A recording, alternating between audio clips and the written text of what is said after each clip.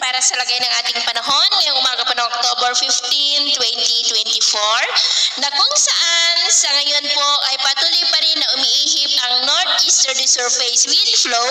o mahinang daloy ng amihan dito po sa northern part ng Northern Luzon at extreme Northern Luzon, habang may easterlies naman po na umiihip sa silangang bahagi ng Central Luzon at mayroon pong intertropical convergence zone o yung salubungan ng mga hangin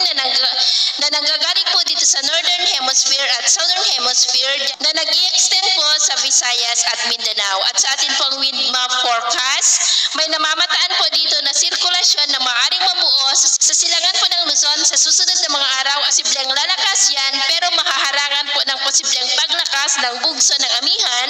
sa susunod na mga araw, kaya posibleng bababa po ang track nito at ang development yan ang ating babantayan kung matutuloy po o hindi. At ang susunod na bagyo dito sa loob ng ating area of responsibility ay tatawagin po sa local name na Bagyong Christine. At ito nga po ay pinapakita ng forecast model natin pong ginagamit hanggang po sa susunod na 2 linggo. At sa lagay ng ating panahon ngayong madaling araw ay generally fair weather naman sa malaking bahagi ng ating bansa, pero may chance pa rin ng mga isolated rains sa ilang bahagi ng Quezon, southern part ng Batangas, ilang bahagi po ng Bicol Region, Calapan, Mansalay, Marinduque, Romblon, Pandan, sa may Aklan, Palawan, Iloilo,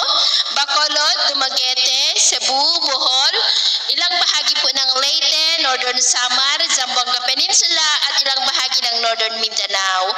At mamaya po ay sisikat ang araw sa malaking bahagi ng ating bansa, pero may chance pa rin ng maulap na kalangitan with isolated rains dyan po sa ilang bahagi ng Southern Luzon, Kabisayaan at Sulu Archipelago. At mamayang hapon, mas maraming lugar na ulit ang makakaranas ng mas maulap na kalangitan with isolated light to heavy rains sa ilang bahagi po ng ating bansa. Kaya kung lalabas po tayo sa ating mga tahanan ay waliin lamang po natin lagi ang magdala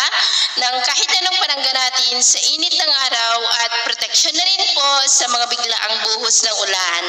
At sa atin naman pong mga baybayin, wala pa rin po tayong nakataas na namang gale warning signals, pero ba yung pag-ingat lamang po kung papalaot tayo